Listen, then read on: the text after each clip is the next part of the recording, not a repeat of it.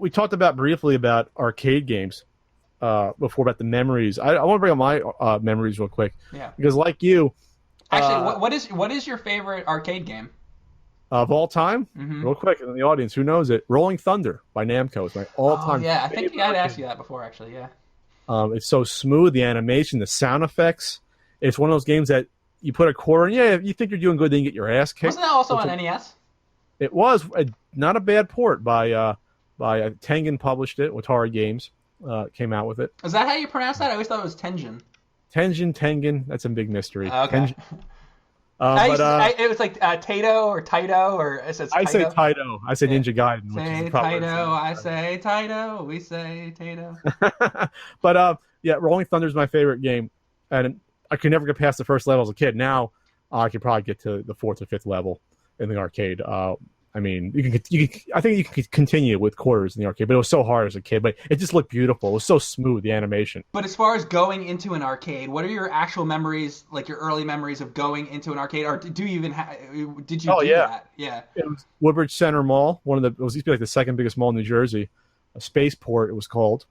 Back in the '80s, they always had these arcades and they for space stuff for some reason. Those Yeah. spaceport. A lot of them were space, yeah, something. And so you walked in. It was probably Jesus.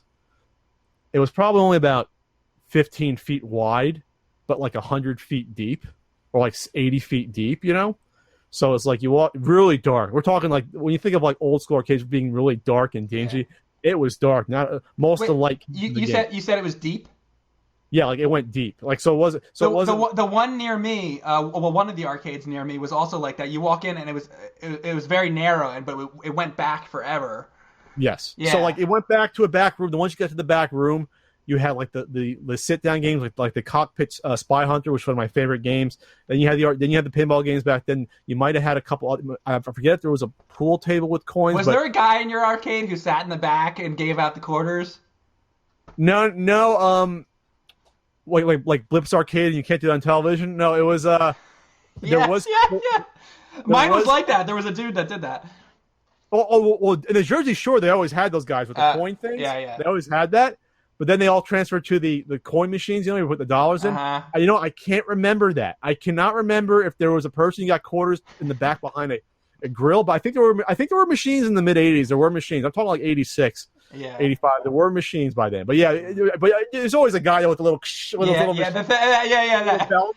And there's Well, one for nickels for the nickel machine, or you win the points. Like yeah. it was always like an overweight guy with the quarter belt.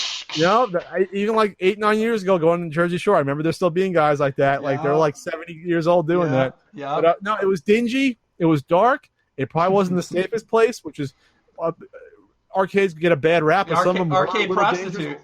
What's that? The arcade prostitutes. No, we didn't have that. It was in a mall, but there were some bikers there. Even in the mall, there were some sort of people with leather jackets. I remember, and my dad didn't carry them. My dad was like, "Here's $1 worth of quarters. Go play." I'd probably end up playing, Spy Hunter, and I can't remember what else. My dad would play Operation Wolf with the. What year are you talking about? We're talking like 86, 87. Okay, and you were playing like Spy Hunter, Yep. Elevator Action. Didn't play that as a kid in the arcade. Okay. I played Atari Warriors and Spy Hunter, which is why those are the two games I got when I got my NES. Were you playing Spy like Hunter your Miss Pac-Mans, your Centipedes, that kind of stuff?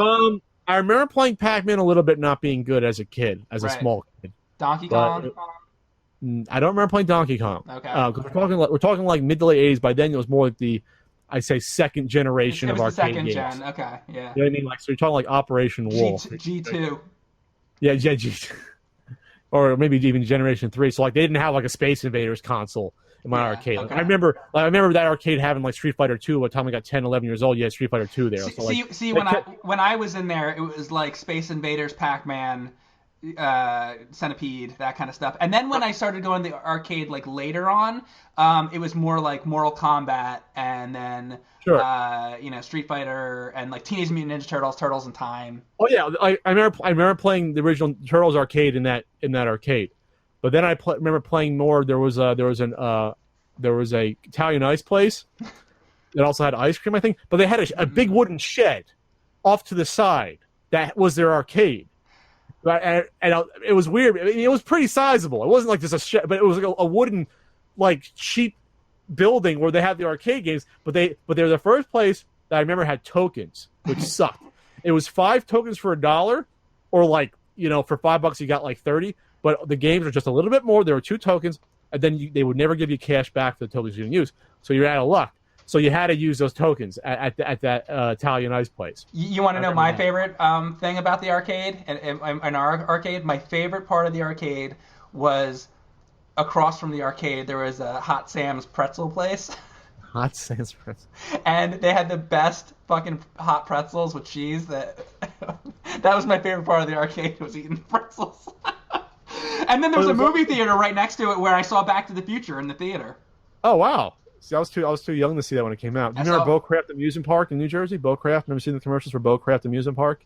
Scotch Plains, New Jersey. No, I don't know that yet. Affordable family fun. Beaucraft Amusement. I do think I remember that jingle though. Yeah. Do you remember Route 22? One of the biggest highways in New Jersey. Yeah, runs across the yeah, I do. Yeah. So this amusement park was literally off of Route 22. Do you remember so Action Park? What's that? Do you remember Action Park? I do remember. I never went there though, but they actually brought that back. I know. Do you know somebody died on that ride? There was that like loop thing, and somebody like died. Oh, they had lots of people that died. Yeah. No, people didn't die. People get stuck. But people died. No, somebody died in that thing. Oh, really? Yeah, it's awful. But no, there was like 10 deaths at Action Park. But anyway, but the thing about the reason I bring up Beaucraft, it's still there, I believe. Literally right off, cars going 50 miles an hour. Then there's a fence, and it's right there. It was an amusement park off a highway, like a 6-car highway.